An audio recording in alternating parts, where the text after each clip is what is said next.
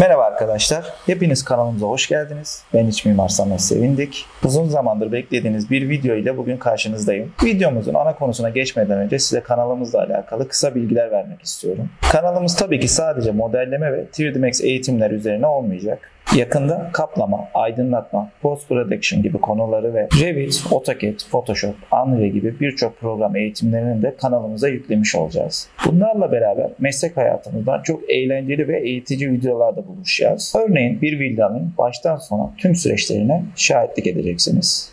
Gelin şimdi hep beraber TOK'umuzu birlikte modelleyelim.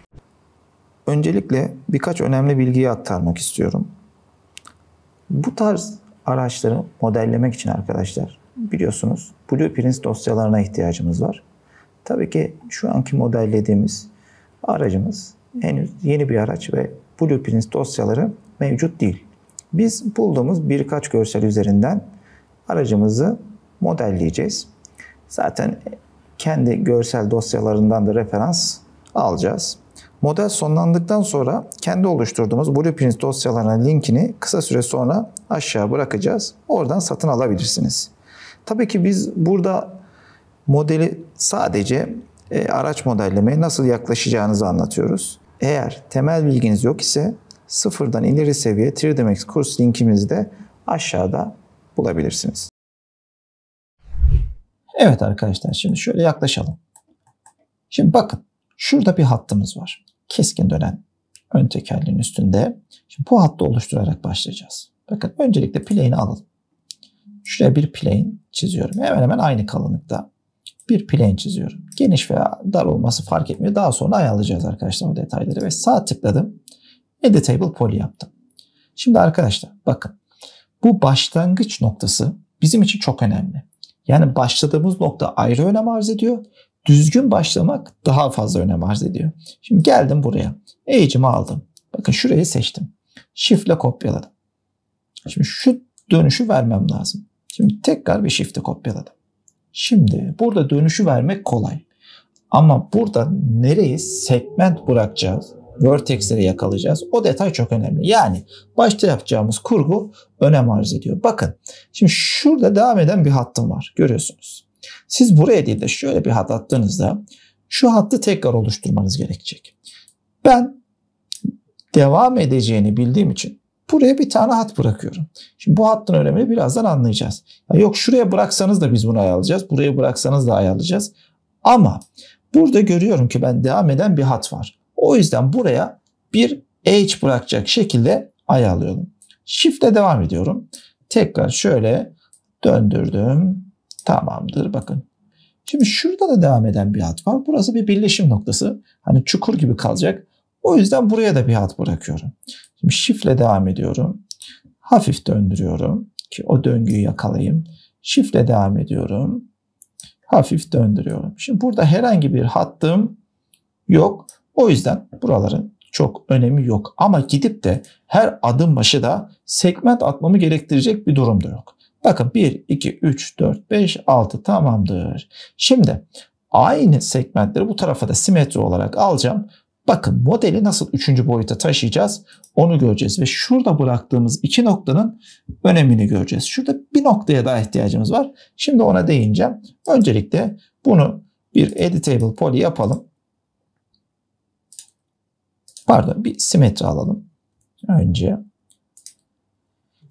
şöyle simetrimizi aldık. Aynı segmentasyon devam etsin istediğim için simetri alıyorum. Şimdi tekrar Editable Poly yaptım. Tamamdır. Şimdi arkadaşlar bakın. Şöyle geldim. Ve şunu seçtim. Shift ile kopyalıyorum. Tamamdır. Vertex'imi aldım. Alt X yapıyorum. Arka tarafı daha rahat göreyim diye. Bakın şu noktayı şöyle yakalıyorum. Devam etsin istiyorum.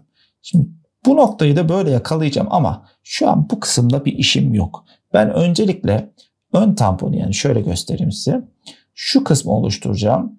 Daha sonra geleceğim şu kısmı oluşturacağım. Sonra arkaya doğru dağıtarak gideceğim. Şimdi left dönüşe geliyorum. Bakın arkadaşlar şimdi iyi yorumlamam lazım. Şurada devam eden bir hattım var.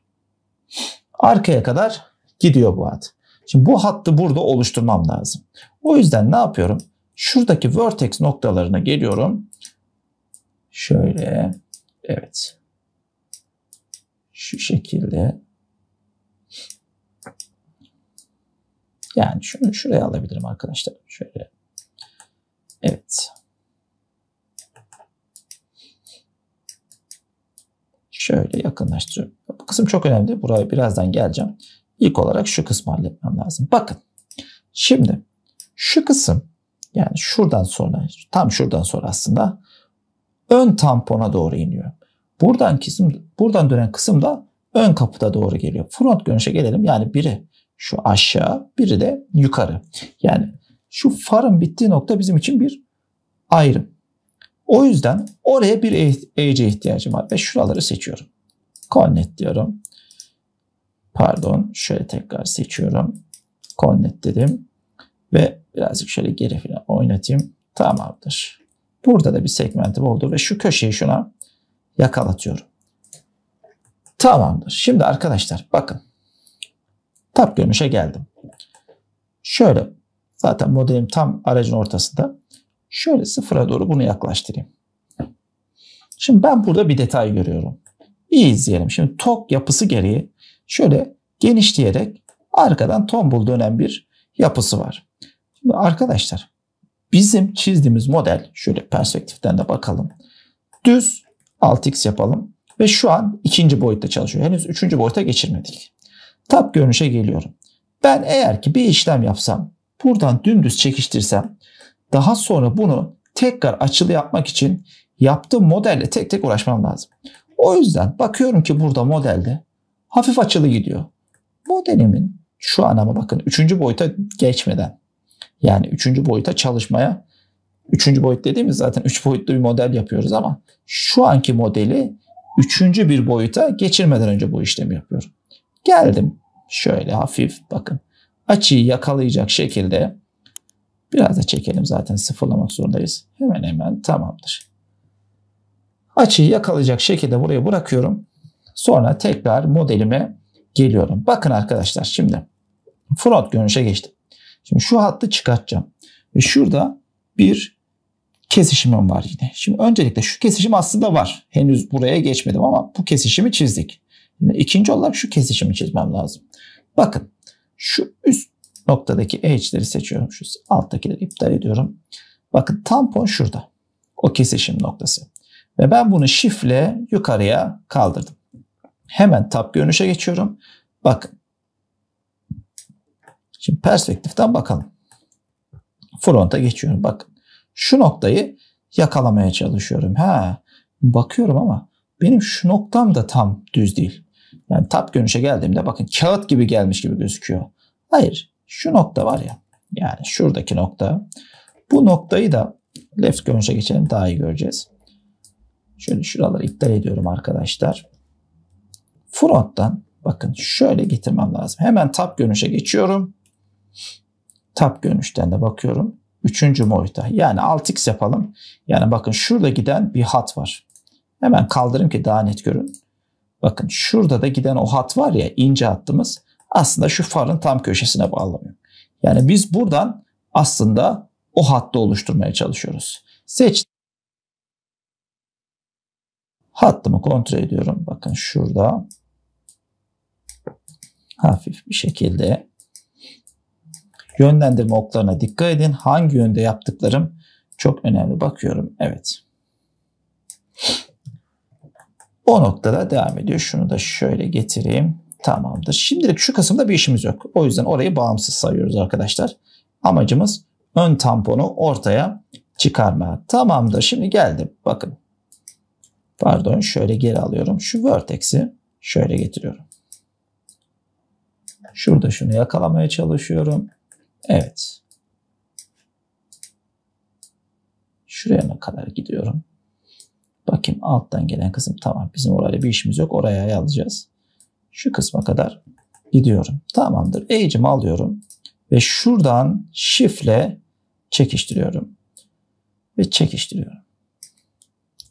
Vertex'e de daha sonra şu açıları ayarlıyorum. Tamamdır.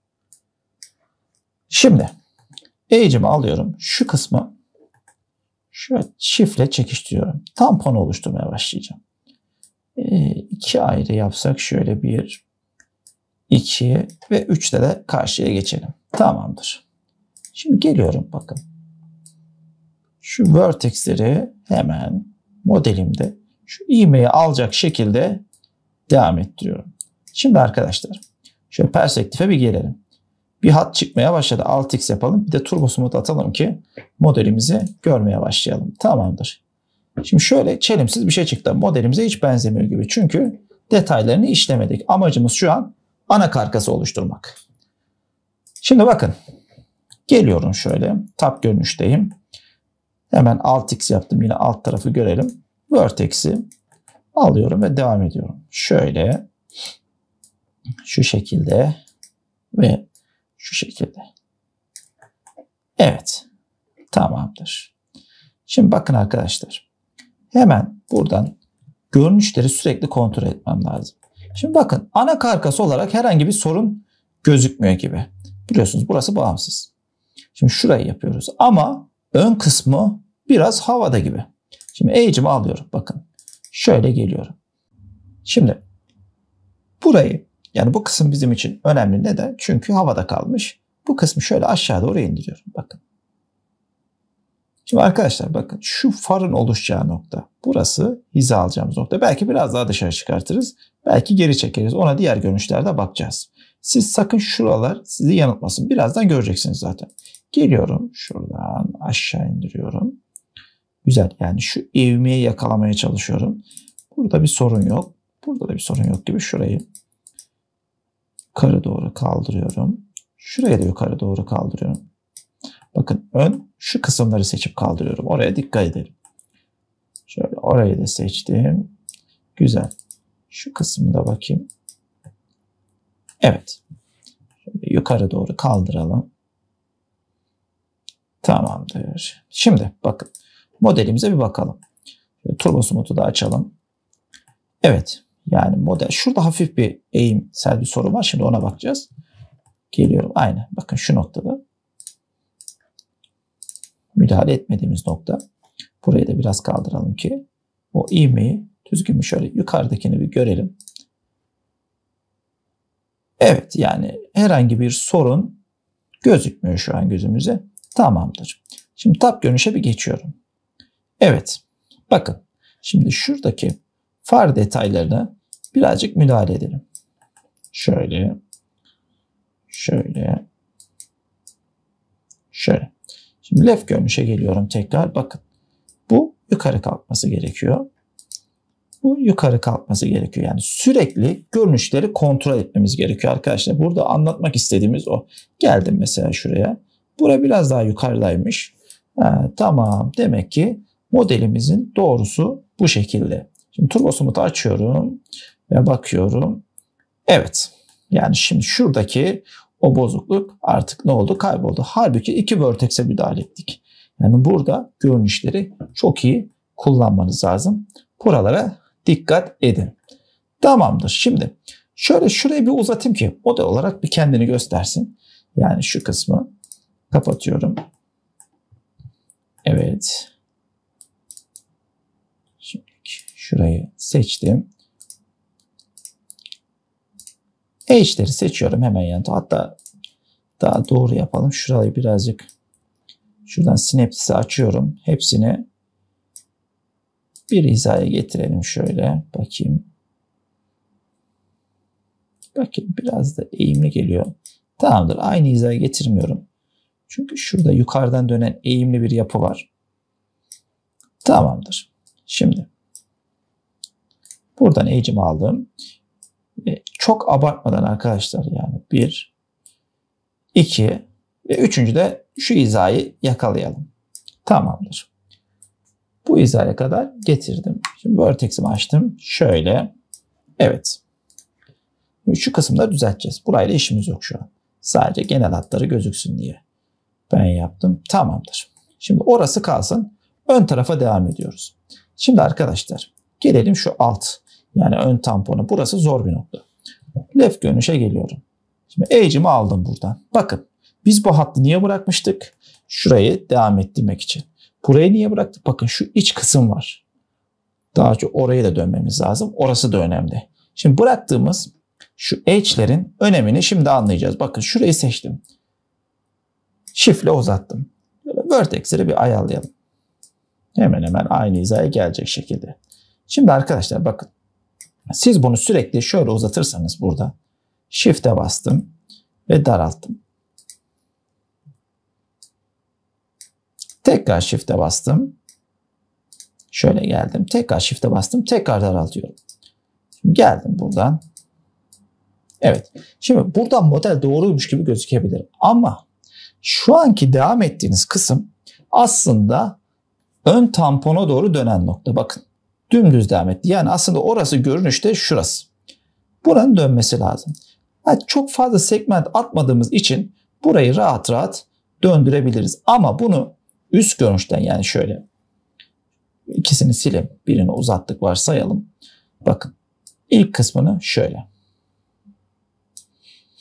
Tekrar shift'e çekiştirip tekrar sonra shift'e çekiştirip tekrar shift'e çekiştirip tamam. Şöyle bakın.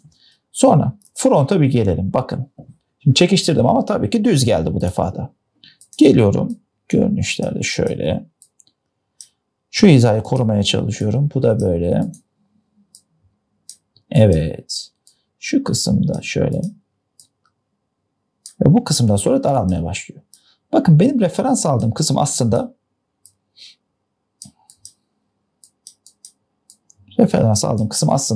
şu kısım. Yani şu sivri aslında aynı mesafeden aşağıya kadar da var.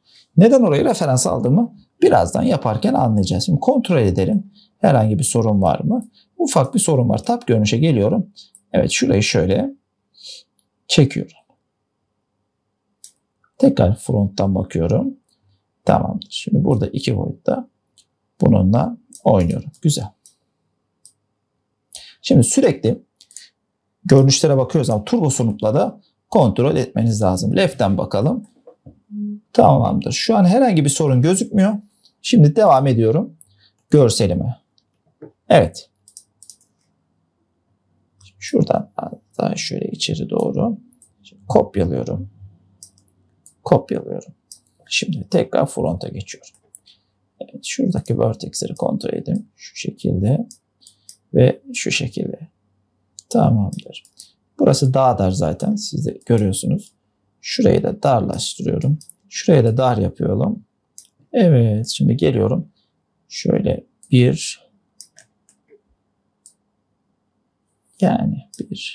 2 ve 3. Bu kadar segment buraya yeter. Şöyle bakıyorum. Turbo Smooth'a geçiyorum. Evet. Şu an herhangi bir sorun görüşmüyor. Left'e geçiyorum. Yok. Front'a geçiyorum. Yok. Şimdi arkadaşlar şurada kağıt gibi kaldı burası. Zaten daha henüz kendi kalınlığını vermiyoruz buraya. Birazdan anlayacaksınız. Yani şurada herhangi bir sorun yok. Evet. Güzel. Modelimizde şu an herhangi bir sorun yok. Tab görünüşe geçiyorum. Tamamdır. Şimdi kontrol ederek gitmem lazım. Buraya da bakıyorum. Şu hattımda da sorun yok. Görünüşlerimde de herhangi bir sorun yok. Tamamdır. Şimdi devam ediyorum arkadaşlar. Şimdi benim için önemli olan şurayı bir sileyim. Bakın. Şurada 3. bir boyut var. Yani fronttan da baktığımızda bu şekilde geliyor. Bu da bu şekilde geliyor. Hem de açılı gidiyor. Bir de böyle gelip şurada birleşecek. Yani zor bir nokta. Buraya dikkat etmemiz lazım. Şimdi geliyorum şuradan. Şu 3 tane edge'imi şu şekilde. Yani left'ten göstereyim daha iyi görmeniz için. Seçiyorum. Sonra front'a geçiyorum. Bakın çok abartmayın. Şöyle shift'le çekiştirelim. Tamam. Şimdi sonra şu hattı da şöyle bakayım. Shift'le devam edemedim. Şöyle 2 kere tıkladım. Alıyorum. Kontrol ediyorum. Evet.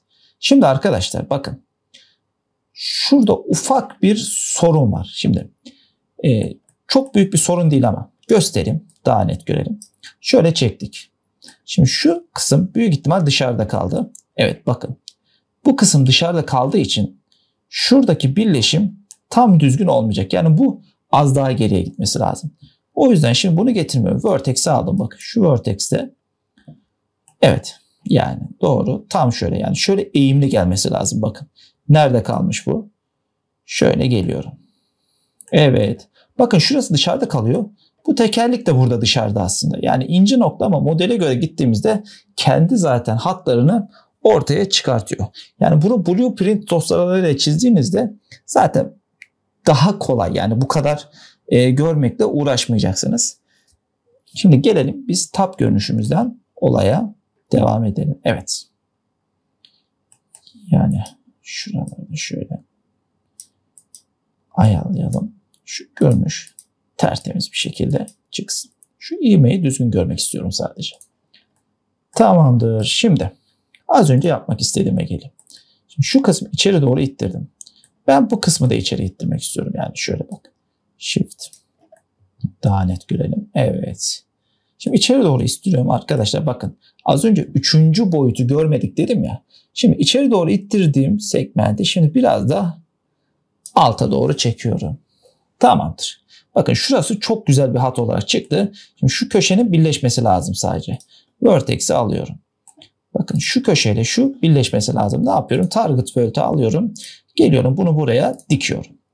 Tamamdır. Güzel. Şimdi bir turbo smooth atayım. Herhangi bir hata var mı? Birleşimlerde herhangi bir hata yok. Hatta 2 yapalım. Daha net görelim. Güzel. Herhangi bir hatamız yok. Şimdi vertex'lerle şu front görünüşteki şu noktaları yakalamam lazım. Evet. Şimdi bakın. Şu kesişim noktası, tam köşe noktası nereye denk geliyor arkadaşlar burada? Front görünüşte şu sivri yere bakın şöyle. Yani bu buraya geliyor. Bakın bu şöyle geliyor. Bu da böyle açılı bir şekilde geliyor. Diğerleri de aynı doğrultuda şöyle alalım. Front'u geliyorum. Şu şekilde. Şunları da seçiyorum. Evet. Tek tek uğraşmanız gerekir arkadaşlar. Yani bu işte kolaya kaçacak bir durum yok. Evet. Bu şekilde çıkartıyorum. Şimdi turbo smooth'a geliyorum.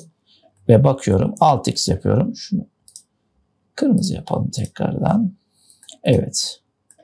Daha net görmek için yaptık arkadaşlar. Herhangi bir sorun gözükmüyor modelde. Şimdi hepinizin dikkatinizi çeken bir nokta vardır. Hocam burada hatlar daha keskin. Biz turbo smooth attığımızda hatlar yumuşuyor. Şimdi detaylara daha sonra değineceğiz ama modelimizi öncelikle temiz bir model olarak çıkartıyoruz. Daha sonra şu keskin hatları oluşturuyoruz arkadaşlar. Bakın şurası daha keskin değil mi? Bizimkine bakın. Yumuşak hat. Aslında şöyle left görünüşe geçtiğimizde altıkça hatta kapatalım. Şimdi şurada da keskin bir hat var. Sona kadar gider. Ama ben bunu şu an yapmadım. Şimdi burada fronta gelelim. Daha iyi göreceğiz. Farı görüyorsunuz. Burada da farın bitiş noktası o kadar keskin ki. Bakın farın bitiş noktası daha keskin. Ama bizim farımız bu kadar keskin ve tombul, keskin ve daha düzgün hatlarda değil. Şimdi hemen bunu örneğini verelim. Canlı da bakalım. Şöyle yapalım. Gelelim. Bakın şimdi şu far detayına dikkatlice bakalım. Şimdi yapıp tekrar geri döneceğim. Daha sonra bunu yapacağız zaten. Şu kısım boyunca bizim devam eden bir çizgimiz var. Tabii şuraları yaptığımızda bu hat devam edecek. Şimdi arkadaşlar bakın. Turbo smooth'u da açıyorum ki hem aynı zamanda yaparken görelim. Şöyle alt X yapalım. Hattımız da gözüksün. Bakın. Şimdi buraya bir chamfer atıyorum. Hattı gördünüz. 2 segment attım. Tamam. O hattı genişletip veya daraltabilirim. OK diyorum. Ve şimdi şunu kapatıyorum. F4'ü de kapatıyorum. Bakın. Şimdi ne oldu? Pardon. Şuradan geri çekelim. Şimdi ne oldu? Orada keskin bir hattımız çıktı. Şu detay düzelecek tabii ki. Şu an sadece örnek gösteriyorum. Yani demek ki neymiş? Modeli temiz yaptıktan sonra şu detayları daha sonra işlemek kolay oluyor. Normalde arkadaşlar modeli düzgün yapmadığınızda şu ince detaylar kaplamada ve modelde de başınıza bela olur. O yüzden öncelikle ne yapıyoruz? Temiz model şeklinde ilerliyoruz. Daha sonra ince detayları işleyeceğiz. Hatta şu ön tarafı da yapalım. Görün detaylı. Aldım H'imi. Şurayı da seçtik. Tamamdır. Turbo smooth'u da açalım. Bakın. Çok ufak bir detay. Chamfer attım. OK dedim. F4 dedim. Ve turbo smooth'umu açıyorum. Bakın. Direkt o keskinlik çıktı. Geri geliyorum. Bunlara herhangi bir ihtiyacım yok şu an. Daha sonra bunları ekleyeceğiz zaten. Öncelikle temiz bir model oluşturalım. Güzel. Tamamdır arkadaşlar. Şimdi turbo smooth'u kapatıyorum ve modelime devam ediyorum. F4'ümü de açtım. Tamamdır. Şimdi gelin şuradan üst kısma geçelim. Şu ayna kısımlarını oluşturalım. Daha sonra modelimize devam edelim. Tabii bu kısma geçmeden şöyle bir kontrollerimizi yapalım. Herhangi bir sorun gözükmüyor. Tamamdır. Şimdi arkadaşlar bakın biz şimdi şu kısmı yapacağız. Ve şu cam meydana çıkacak. Şimdi şöyle yapalım. Bir simetri atalım buna modelimize. Simetri orada dursun. Şöyle açalım. Evet. Front'tan da bakalım.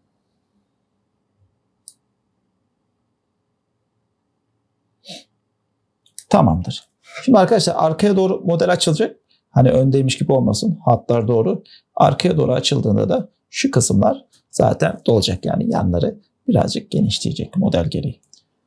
Şimdi tamamdır. Bakın zaten şurada da biraz daha düz gidiyor. Az daha kendi hattını açacağız. Bu arada model açılı gidiyor. Ama bir tombulluğu var kapıların olduğu kısımda. Biliyorsunuz zaten modeli. O kısımları en son işleyeceğiz. Şimdi tamamdır. Simetri burada dursun. Geliyorum modelimize. Turbo smooth'u en üste attım. Şimdi arkadaşlar şu hattı çıkartmam için burada bir edge'e ihtiyacım var. Şimdi bu edge'i oluşturalım. Geldim buradan. Şöyle. Şu hattı seçtim. Sağ tıkladım. Connect dedim. Şimdi şöyle o kalınlık kadar neredeyse şurada bir açı bırakıyorum. Az daha genişleteyim. Güzel. OK diyorum. Ve buradan hattımı alıyorum. Şöyle bir uzatayım öncelikle. Şimdi left görünüşe geliyorum. Şimdi bakın düz uzattım. Çünkü tap görünüşten çizdim. Şimdi böyle de kaldırdım. Güzel. Tekrar tapa bakıyorum. Front'a bakıyorum. Herhangi bir sorun yok. Arka görselimiz çok hafif kaymış gibi ama çok sorun değil. Arkadaşlar yani ufak tefek kaymalar olsun. Şimdi kaydırıp da alt tarafları da bozmak istemiyorum. Buradan devam edelim. Şimdi geldim. Left'e geçiyorum. Güzel. Şimdi şurada buraya hafif bir şöyle connect atalım 2 tane. Segment atalım. Çünkü müdahale etmemiz gerekecek. Şurayı sıfırlıyorum. Hafif açılı gidiyor. Şuraları açıyorum. Şu şekilde. Tamamdır. Şimdi tap görünüşe geliyorum. Tamam. Burada herhangi bir sorun yok. Hatta şuraya bir hizalayalım. Şu şekilde. Tamam. Şimdi şu üst kısmını bir çıkartalım arkadaşlar modelin. Model daha böyle ben buradayım desin. Edge'imi alıyorum ve Shift'le şöyle kopyalıyorum. Burada bakın şu kısma verdim. Şu kısmı da kopyaladım. Bu kısmı da kopyaladım. Şöyle dönüyor üst kısım. Bakın şuradan aşağı ineceğim için bu kısmı da ayrı geçiyorum. Tamamdır. Burayı da yaptıktan sonra şu kısmı seçtim. Üst kısım lazım bana. Aşağıya kadar seçtim. Shift'le bir. Çok da fazla atmayalım çünkü burada dokunmamız gereken noktalar var. Bizi çok uğraştırır. Şu şekilde aldım. Şimdi front'a geçiyorum. Evet bakın front'tan şöyle kaldırıyorum. Şurada da bir segmentim vardı. Onu da hafif kaldırıyorum. Güzel. Şimdi left'e geçelim bir. Bakalım. Tamamdır. Şimdi şuradan vertex'leri alalım. Şu en öndeki vertex'leri bir görelim. Yani şu kısımda kalkması gerekiyormuş. Front'a bir daha bakalım. Aynen.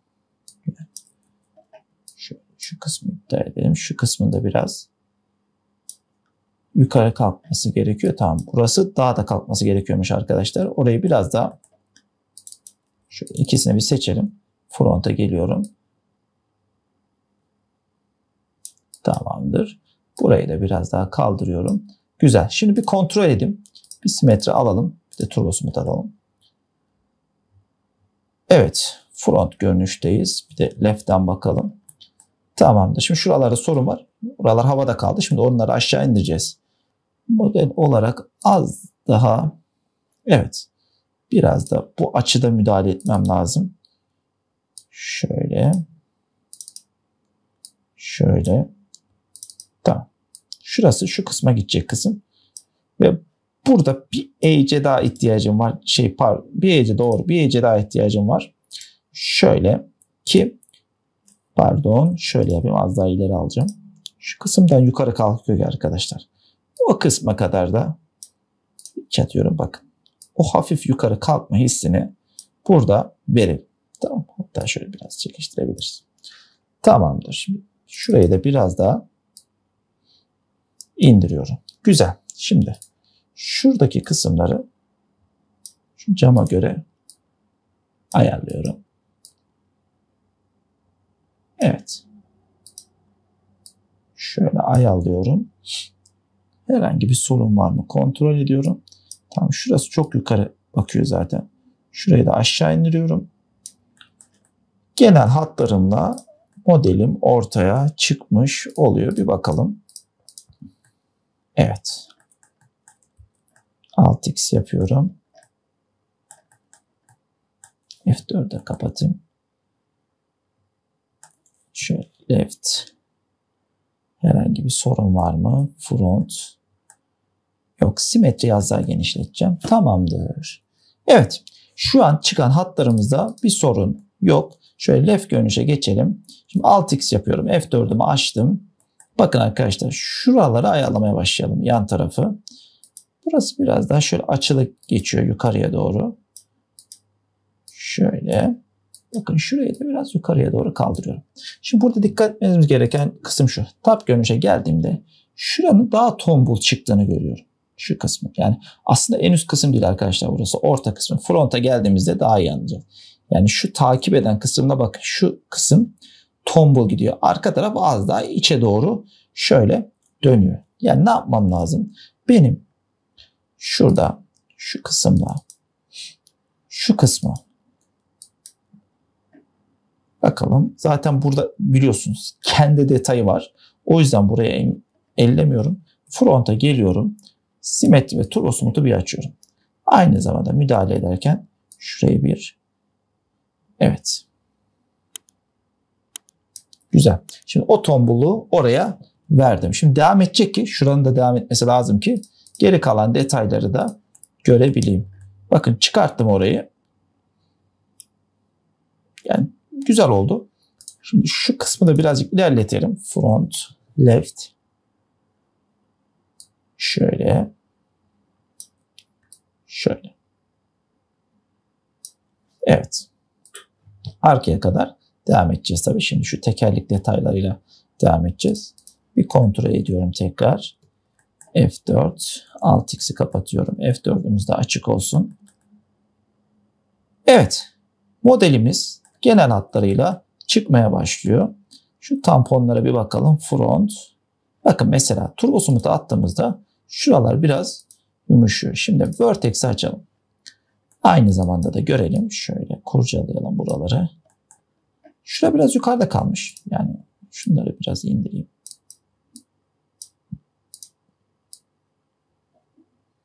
Evet. Şimdi bakın düzgün çalışmanın yani şimdi simetriyle çalıştığımız için buraya yaptığımız bir detay şöyle karşı tarafa da otomatik zaten yansıyor. Buralarda herhangi bir sorun gözükmüyor. Arka bomba da çok güzel bir şekilde çıkmaya başladı. Zaten detayları daha sonra inceleyeceğiz. Şurası en arkadaki kısım. Göçük gibi gözükmesin. Zaten burada aynı ve detayları işlediğimizde bu kısımlar gözükmeyecek. Şöyle modelime bir bakıyorum. Şurada bir sorun görüyorum. Bir bakayım şuna. Burada biraz dışarı çıkmış. Buranın detayı şu şekilde normalde. Yani evet. Şimdi açayım. Evet. Şu an daha doğru bir görüntü çıktı ortaya. Tamamdır. Şimdi bu keskinlikleri verdiğimizde zaten biliyorsunuz arkadaşlar. Köşe keskin hatları da şu keskin hatları da ortaya çıkacak. Şöyle kapatalım. Tekrar modelimize bakalım.